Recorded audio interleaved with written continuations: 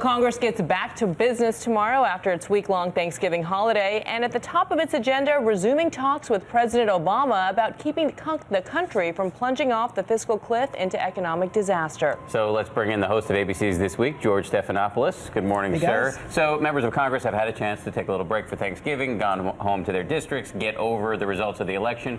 Is there any optimism that cooler heads will prevail and we'll actually see movement toward a deal quickly? There actually is. You know, there's only 5 weeks left. This all has to happen by December 31st, or everyone's taxes go up and these spending cuts kick in. But the president has had his first meeting with the top congressional leaders. The staffs met this week while everyone else was home for Thanksgiving. And there is a fair amount of optimism that something will get done before the end of the year. Not necessarily the whole big deal, but maybe a down payment on deficit reduction combined with a commitment to hit the big numbers before the end of next year. And in addition to the fiscal cliff, there are some big vacancies coming up in the president's cabinet as well. We have the State Department, we have the Treasury. Those two we expected. Even the CIA, though, with the General Petraeus scandal, 3 vacancies now. 3 big ones at least, and there's likely to be more shuffling in the president's cabinet. Of course, the big controversy right now over who's going to replace Hillary Clinton at the State Department. The president has signaled that his favorite is likely to be UN Ambassador Susan Rice. Of course, she's faced a lot of opposition in both the House and the Senate. This week,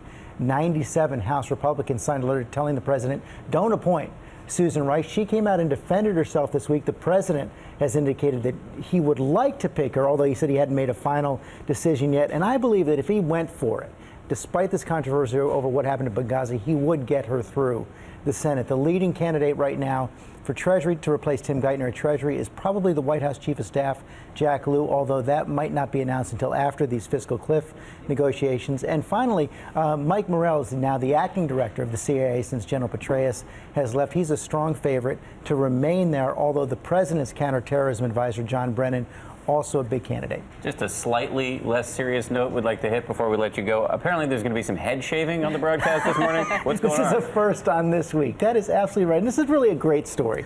The top spokesman for both the Democrat and Republican parties had a bet, Sean Spicer and Brad Woodhouse. Whoever lost the election would shave their head. You know, so this was Sean Spicer was supposed to shave his head. He's the RNC spokesman. And when Brad found out about this, we're showing a little bit of it right there. John Carl is doing the honors. He said he would join in and shave his head. He has no credentials for this. Well, let's see how he does. But the thing is, this is all for a good cause. It's for St. Baldrick's Center that helps kids with cancer. So they end up both shaving their heads on This Week today to raise money for kids with cancer. That's great. Thanks. Anyway, you'll be joining them? Zero chance. 0 chance. But I'll help out the cause. Okay, I'll help out the cause. All right, George, great to see you.